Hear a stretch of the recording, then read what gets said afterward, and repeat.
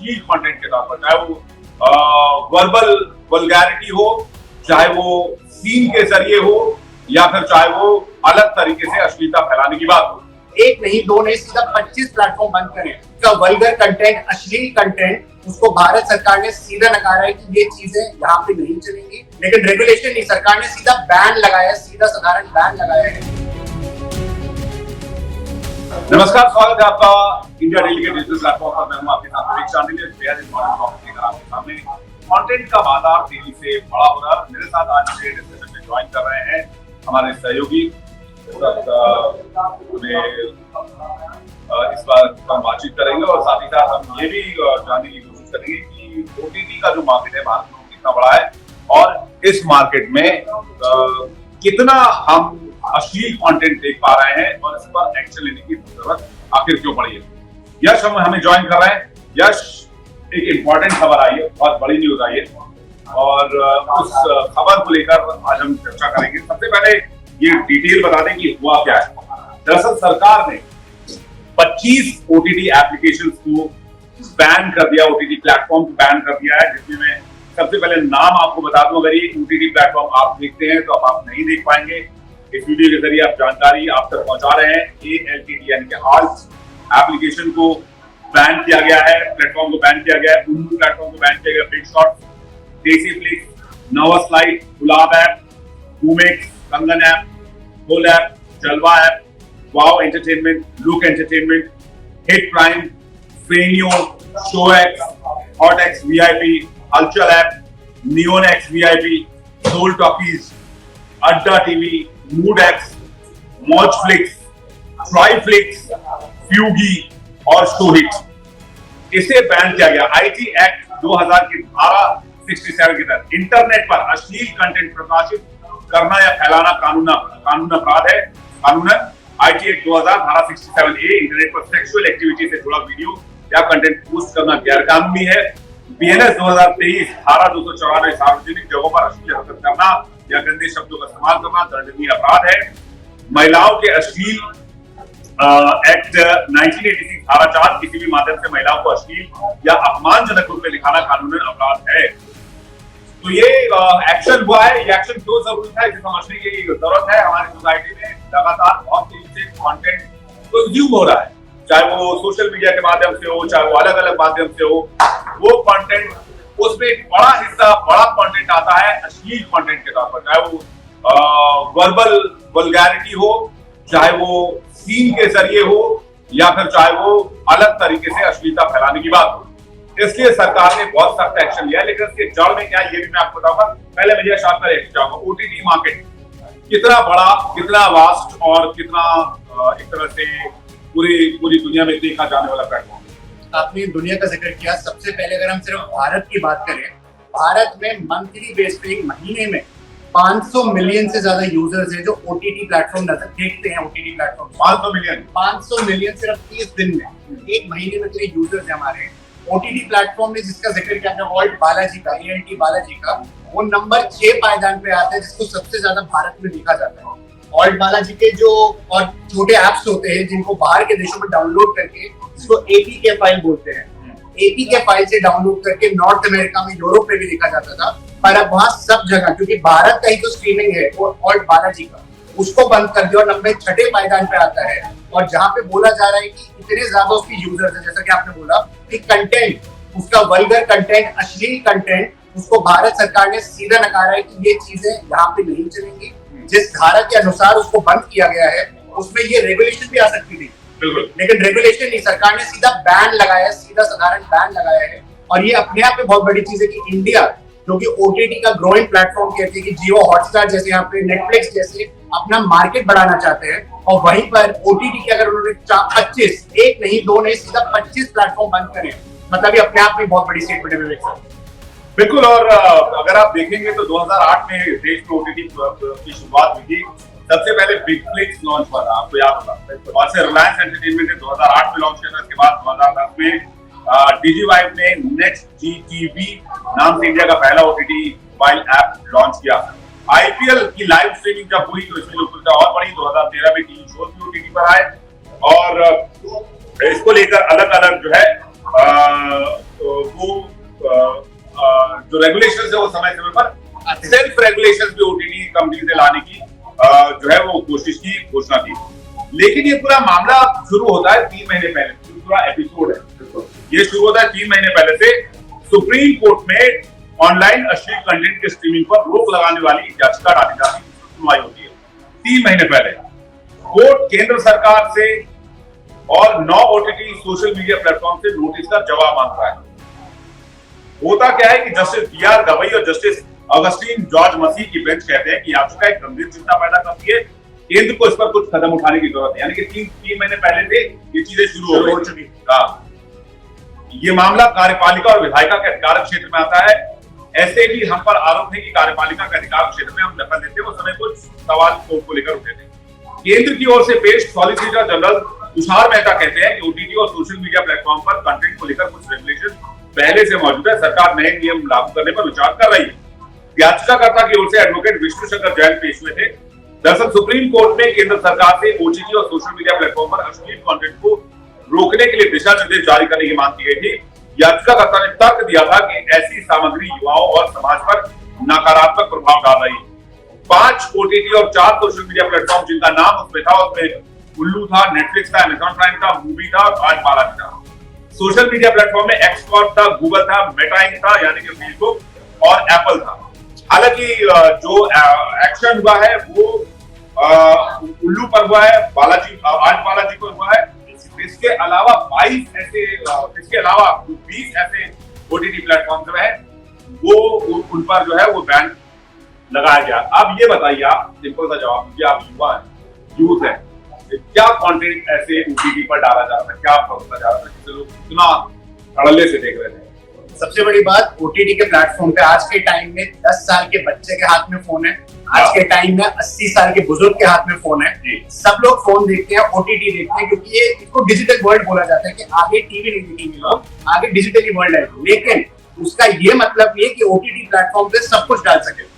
OTT platform पे एक limit होती है, एक जो सो कॉल्ड सेमी न्यूडिटी होती है टर्म, उसको बड़ा वो फ्रीली यूज कर रहे थे। उस पे सरकार ने जो पाबंदी लगाई है आज, उसको मद्देनजर रखते हुए अगर इस पर चर्चा करें कि यूथ जो है उनको ये जो आप सेमी न्यूडिटी की बात कर रहे हैं, सेमी पोर्नोग्राफी की बात कर रहे हैं, इसका बड़ा बाजार तो जो शॉर्ट वीडियोस है वो भी बनता जा रहा है। बिल्कुल, स्पेशली आप अगर इंस्टाग्राम के व्यूज को देखेंगे तो वहां पर भी इस तरह के कंटेंट धड़ल्ले से परोसा जा रहा है, डाल रहे हैं कि सेमी न्यूडिटी है ये। और वो भी कंटेंट के नाम पर डाला है। मैंने ऐसा बहुत सारा मैं ऐसे कई वीडियोस में देखा हूं जिसमें कंटेंट के नाम पर कई एक तरह से अश्लील या वल्गैरिटी फैलाने की कोशिश की जाती है। तो ये बड़ा डिसअपॉइंटिंग और सोचने वाला विषय है कि हमारे देश में किस तरह का कंटेंट कंज्यूम किया जा रहा है। एक बड़ी चौंकाने वाली बात सामने आई थी, यश, मैं आपको बताना चाहता हूँ, जैसे कि मैंने आपसे पूछा कि हमारा यूथ किस तरह का कंटेंट कंज्यूम कर रहा है। भारत में अश्लील कंटेंट पोर्नोग्राफी के बाजार पर नजर डाले तो आकार जो है वो एग्जैक्ट फिगर तो नहीं है, लेकिन कुछ जो अवेलेबल आंकड़े हैं सोशल मीडिया पर या फिर गूगल पे या फिर दूसरे प्लेटफॉर्म पर, वैश्विक स्तर पर एडल्ट जो एंटरटेनमेंट है उसका बाजार 2023 में लगभग $287.8 अरब का था, जो 2023 और 2024 के बीच 8.6% की दर से बढ़कर $706 अरब तक पहुंच गया। $706 अरब तक पहुंचने का अनुमान है 2024 तक। इसमें इंडिया का जो कंट्रीब्यूशन, यहाँ की यूएस का कंट्रीब्यूशन है वो तीसरा सबसे लार्जेस्ट कंट्रीब्यूशन है, तीसरा। खासकर इंटरनेट और स्मार्टफोन के जो प्रसार में भारत में जो डेटा जिस हिसाब से सस्ता है और जिस डेटा का इस्तेमाल कहते हैं कि भाई इनोवेशन के लिए, तरक्की के लिए, पढ़ाई के लिए होना चाहिए, उसका एक बड़ा हिस्सा पोर्नोग्राफी और सेमी न्यूडिटी को कंज्यूम करने के लिए हो रहा। 2018 की एक रिपोर्ट बताती है भारत दुनिया में तीसरा सबसे बड़ा फोन उपभोक्ता देश है, यानी कि फोन वीडियो सबसे ज्यादा थर्ड लार्जेस्ट कंट्री के तौर पर यहाँ देखा जाता है। 70% से अधिक ट्रैफिक मोबाइल फोन से आता है। 2020 में लॉकडाउन के दौरान इन साइट्स के ट्रैफिक में 95% की वृद्धि देखी गई। तो आप इसे अंदाजा लगा सकते हैं। कुछ विश्लेषकों का यह भी अनुमान है कि भारत में इस बाजार का मूल्य अरबों डॉलर में हो सकता है, खासकर ओटीटी प्लेटफॉर्म जैसे उल्लू और बिग शॉट्स और अनौपचारिक नेटवर्क की तरह। उदाहरण के लिए उल्लू जैसे प्लेटफॉर्म की सालाना आय 100 करोड़ से अधिक बताई गई है, जो इस उद्योग के पैमाने का संकेत देता है। टेलीकॉम कंपनियों के लिए डेटा राजस्व में भी अश्लील कंटेंट का बड़ा हिस्सा 35 से 40% शामिल है, जैसा कि 2015 के एक विश्लेषण से पता चलता है। एक सबसे इंटरेस्टिंग फैक्ट जिसमें डालना चाहेंगे हम दर्शकों, आप सबके खिलाफ जानना जरूरी है। मिनिस्ट्री ऑफ जो ब्रॉडकास्टिंग मिनिस्ट्री है भारत की, उसने इंफॉर्मेशन और ब्रॉडकास्टिंग, उन्होंने एक चीज बोली है, उनके जो स्टेटमेंट है उस पर बहुत गौर फरमाने वाली चीज है। There was hardly any story line, theme और मैसेज इन सोशल कॉन्टेक्ट। यानी कि अगर उनको जो बैन करते हुए उन्होंने एक रीजन दिया है, उन्होंने अपनी तरफ से जस्टिफिकेशन दिया है, उसमें क्लियर बोला है कि इनको हमने इसलिए बैन करा है, ना इसमें मैसेज था, ना इसमें कोई स्टोरी लाइन थी, ना इसमें थीम था कि आम जनता के लिए कोई सोशल अवेयरनेस का मैसेज है। तो इस चीज को मद्देनजर रखते हुए अगर आज के टाइम में ओटीटी प्लेटफॉर्म, आगे आने वाले टाइम में टीवी को वो सब्साइड करने वाले कि टीवी लोग कम देखेंगे और ओटीटी प्लेटफॉर्म पे नजर जाएगी, तो उसमें बहुत इंपॉर्टेंट लाइन सरकार ने दी। अब इसके हम ये तो आंकड़ों के पहलू की बात है। अब इस पर हम आते हैं प्रैक्टिकल पहलू। क्यों ऐसे कंटेंट जो है वो न सिर्फ धड़ल्ले से कंज्यूम किए जा रहे हैं बल्कि बनाए भी जा रहे हैं। वैसे भी अगर कंज्यूम किए जा रहे हैं तो बनाए भी जाएंगे। तो इसको रोकने के लिए इसको तो सरकार ने कदम उठाया। इससे पहले भी कई कौन साइट्स हैं जिसको इंडिया में बैन किया गया, लेकिन वो भी अलग अलग दोबारा डोमेन में आते हैं, दोबारा लोगों ने उसको इस्तेमाल करना या देखना शुरू कर दिया। तो सवाल ये है कि आखिर इस तरह के कंटेंट को जब हम इस धड़ल्ले से प्रचारित और प्रसारित होते देखते हैं तो जिम्मेदारी किसकी? क्या देश की युवाओं की नहीं, यंगस्टर्स की नहीं है? क्या समाज की नहीं? क्या देश की बाकी उम्र के तबके के लोगों की नहीं? क्यों आखिर ऐसे कंटेंट का चलन करता है? क्या प्राइवेसी बढ़ गई है क्योंकि हर हाथ में स्मार्टफोन है और 75 to 80% जो ट्रैफिक है वो मोबाइल फोन कर रहा है। पहले हम टीवी देखते थे, टीवी घर के लोगों के साथ बैठ के देखते थे, तो टीवी पे एक कॉन्डोम का जब भी ऐड आता था तो उससे पूरा परिवार आसार हो जाता। वहां पर एक लिमिटेशन थी कि हम कुछ हद तक ही चीजें देख सकते हैं साथ में बैठ, वो अकेले नहीं देख सकते। दूसरा ये कि आपके हाथ में स्मार्टफोन है तो आप कहीं पर भी, आप अपने बेडरूम में लेटे हुए, आप वॉशरूम में, आप मेट्रो तो खैर पब्लिक एरिया होगा, मेट्रो में अगर कोई ऑफिस कंटेंट चलाते हैं तो उस पर कानूनी एक्शन हो सकता है। और जो वायरल वीडियोस बन जाती है जो कि इसमें व्यूअर्स, हाँ, वो वायरल वीडियोस बन जाती है। पब्लिक प्लेस में तो वैसे भी नहीं देख सकते, लेकिन हमारे देश में कुछ जो पॉलिटिशियन है वो संसद भवन के अंदर भी देखते हुए कई बार निकाल पाए गए या फिर विधानसभा के अंदर देखा पाए गए। ऐसे मामले भी सामने आए थे। मुझे एग्जैक्टली याद नहीं विधानसभा या फिर वो संसद की दो केस में मुझे एग्जैक्ट याद नहीं आ, लेकिन मुझे यह पता है कि कोई नेता थे जिनके ऊपर एलिगेशन लगा था और वीडियो बड़ा वायरल हुआ। तो वो तो खैर चर्चा का विषय है ही, लेकिन क्या ये स्मार्टफोन की वजह से ये हुआ है? एक इसमें ना बहुत ही फेमस मूवी है आज की दुनिया की जगत में, उससे बड़ा फेमस डायलॉग में बोलने वाला दर्शकों के लिए, with great power comes great responsibility. Spiderman, ये स्पाइडरमैन का जो डायलॉग है हम इतने वर्षों से सुनते आ रहे हैं, ये सबने सुना है, बच्चों ने, बुजुर्गों ने, सबने डायलॉग सुना है। तो जिसका आपने जो प्रश्न पूछा उसके उत्तर इसी माध्यम से देना चाहूंगा कि अगर सबको फोन की अथॉरिटी मिल रही है, अनलिमिटेड इंटरनेट की एक्सेस की अथॉरिटी मिल रही है, क्योंकि 300 रुपए में अगर अनलिमिटेड जीबी डेटा मिल रहा है आपको फोन पे, तो उसका उपयोग करना आप किस डायरेक्शन में कर रहे हैं, किस सदी में कर रहे हैं, कि उसको हम क्या चीज देख रहे हैं, क्यों? नहीं, वो तो खैर वो तो आपकी बात हो गई कि ठीक है, एक्चुअली रिस्पॉन्सिबिलिटी है, लेकिन क्या वो हाथ में जो स्मार्टफोन है वो आपको इंडिविजुअली कोई भी डेटा कंज्यूम करने की आजादी देता है? और चेरी ऑन द टॉप ये कि आपके हाथ के स्मार्टफोन के साथ कान में 300, 400, 500 रुपए का ब्लूटूथ, तो ना आप किसी को कुछ दिखा रहे हैं, ना आपके ऑडियो से कोई कुछ सुन पा रहा है। आपने कान में ब्लूटूथ लगाया, हाथ में स्मार्टफोन लिया, आपने कान सुन किया और आपका जो वीडियो चलना शुरू हो गया, चाहे कोई भी कंटेंट हो, आप वो किसी को नहीं पता चलेगा। तो आप अगर अपने घर में भी हैं लेकिन आप स्मार्टफोन के साथ सिक्योर्ड हैं, आप सेपरेट, आप अपने बेडरूम में सो रहे हैं, आप कंबल ओढ़ के कोई भी वीडियो देखिए, किसी को क्या पता क्या देख रहे हैं। लेकिन ऐसे ही कंटेंट क्यों देखे जा रहे हैं?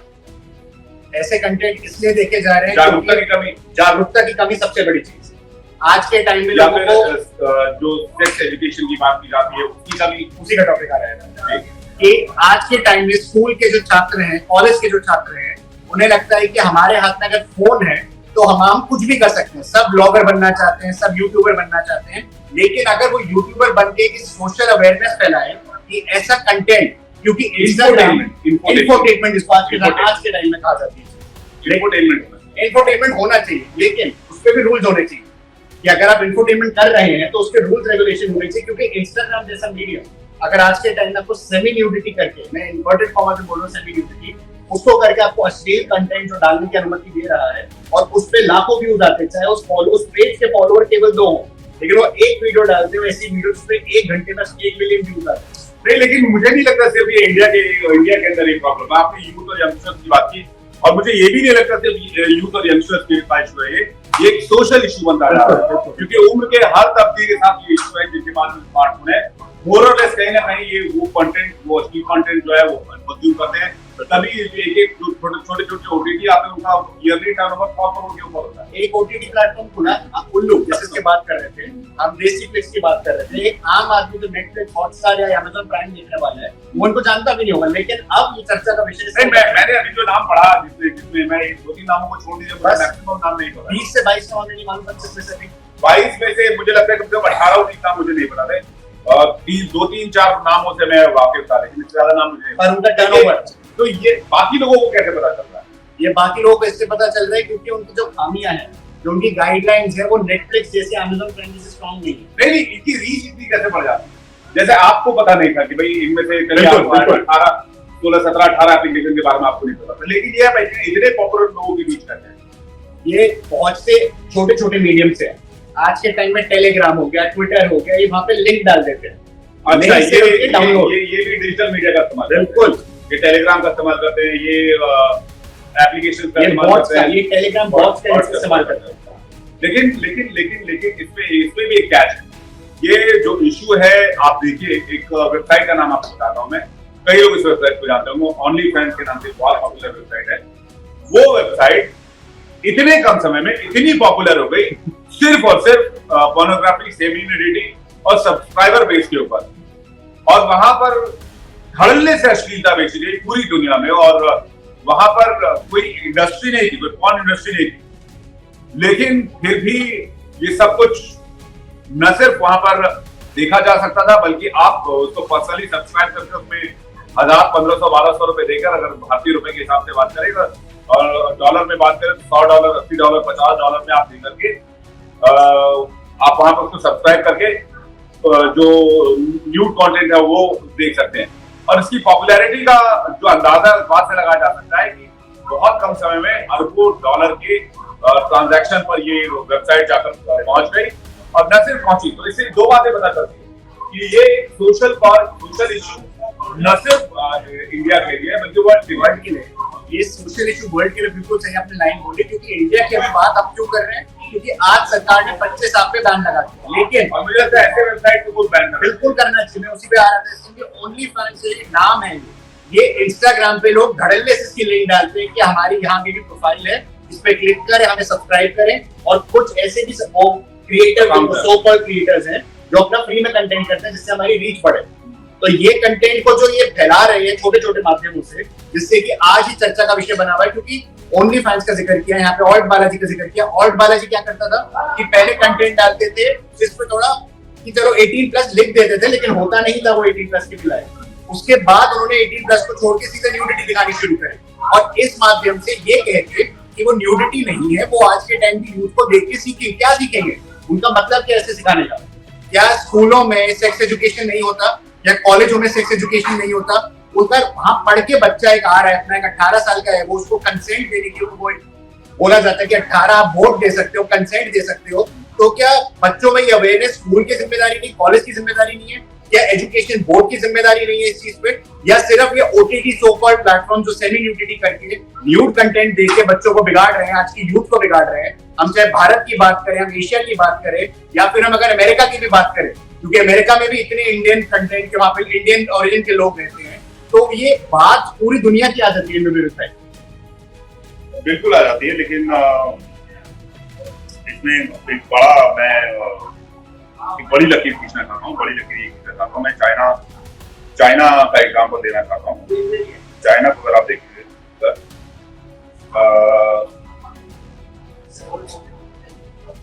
चीन में सोशल मीडिया जो है बहुत अच्छे तरीके से, और मैं आज दावे के साथ कह रहा हूँ, आप लोग भी इस बात को लिख लीजिए, पत्थर की लकीर दे रहा हूं मैं आपको, इसमें कहीं कोई दो राय नहीं रखेगा। अगर रेगुलेशंस नहीं लाए गए तो हमारा आने वाला जनरेशन बर्बाद हो जाएगा। 100% की बात नहीं कर रहा हूं, बेशक कुछ लोग अपने काम में या फिर अपने एम में, अपने लक्ष्य में लगे होंगे, लेकिन इतना बड़ा डेंट आएगा जिसको कवर करना तक मुश्किल हो जाएगा। और मुझे लगता है सरकार अवेयर है और सुप्रीम कोर्ट भी अवेयर है, तब जाकर इस तरह के एक्शन लिए जा रहे हैं। और मैं आपको बताता हूं चाइना में सोशल मीडिया को कैसे रेगुलेट किया गया है। सोशल मीडिया रेगुलेट करना इन द सेंस कि मैं ये नहीं कह रहा हूं कि किसी के बोलने की आजादी को कट कर दिया जाए, मैं बस ये कह रहा हूं जो कंटेंट डाला जा रहा है उसको रेगुलेट करना बहुत जरूरी है। ये मैंडेटरी किया जाना चाहिए कि आप मनोरंजन, सूचना, शिक्षा, इकोनॉमी, साइंस, टेक्नोलॉजी ये वीडियोस ही बनाएंगे।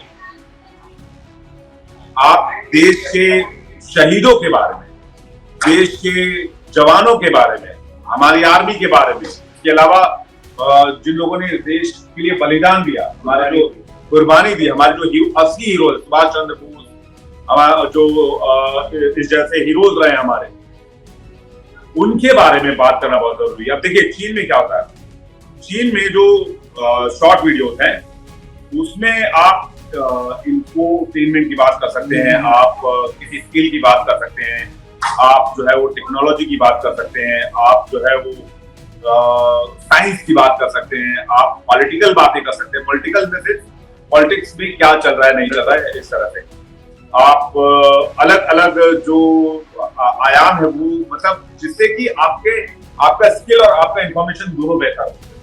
आप इनोवेशन से जुड़े वीडियो पोस्ट कर सकते हैं, आप नए नए आविष्कार के बारे में पोस्ट कर सकते हैं, आप नए प्रयोगों के बारे में पोस्ट कर सकते हैं। लेकिन इसके अलावा अगर आप इधर उधर गए तो वो आप नहीं पोस्ट कर पाएंगे और उसके ऊपर आपके खिलाफ कार्रवाई भी हो सकती है। तो ये फर्क है। और आप देखेंगे अगर कंपैरिजन में उठाकर तो वहां के सोशल मीडिया पर इस तरह के जो है वो वीडियोस ज्यादा आपको दिखेंगे, चाहे वो इवन स्कूल में सोशल मीडिया का इस्तेमाल कैसे किया जाए ये कोर्स होता है, और यहाँ नहीं है। सोशल मीडिया का इस्तेमाल कैसे किया जाए ये कोर्स होता है। अगर आज की पीढ़ी के लिए हम सोशल मीडिया के इस्तेमाल को लेकर कोर्स हम ले आए, जैसे कि मान लीजिए सपोज दैट मैं एग्जांपल देता हूँ कि पहले तो क्लास 10 तक तो होना ही नहीं चाहिए या फिर क्लास 8 तक नहीं होना चाहिए। उसके बाद अगर कोई डिजिटल मीडिया यूज कर रहा है तो किस तरह के वीडियोस ला सकता है। जैसे आप आज की तारीख में स्कूल में देखते हैं भैया एक वर्ल्ड इन्वायरमेंट डे पर एक प्रोजेक्ट बना कर रहे हैं, बच्चे पेपर पे स्केच बना कर लाते हैं, मॉडल बना कर लाते हैं।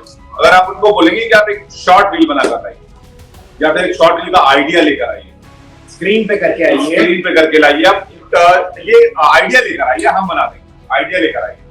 तो एक तरह से ये बातचीत बढ़ेगी कि सोशल मीडिया का यूज ऐसे भी हो सकता है। वो राइट दिशा में जो इंजन हमारा अभी बुलेट ट्रेन की रफ्तार से वो जो सोशल मीडिया वाला है वो रॉन्ग ट्रैक पर धड़ल्ले से दौड़ा जा रहा है, एकदम रॉन्ग ट्रैक। हाँ, उसको दिशा देने की आवश्यकता है।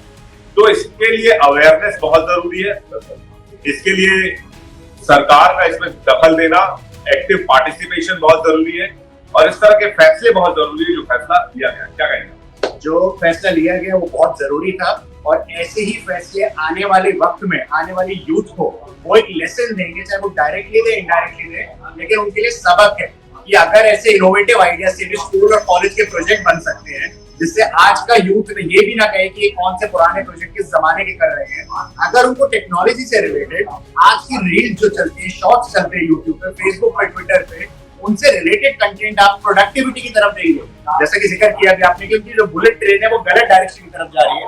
अगर उसे सही डायरेक्शन दे दी तो यही देश, भारत देश हमारा, आज चाइना, जापान, अमेरिका, इन सबसे टेक्नोलॉजी में भी सबसे ऊपर पहुंचने वाले होते हैं। और एक और इम्पोर्टेंट बात मैं यहाँ पर शेयर करना चाहूंगा, क्योंकि बात आई थी तो मैं उसको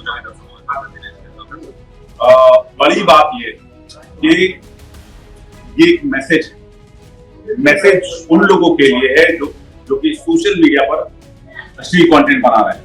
तो डायरेक्ट ओटीटी पर ये एक्शन हो गया है।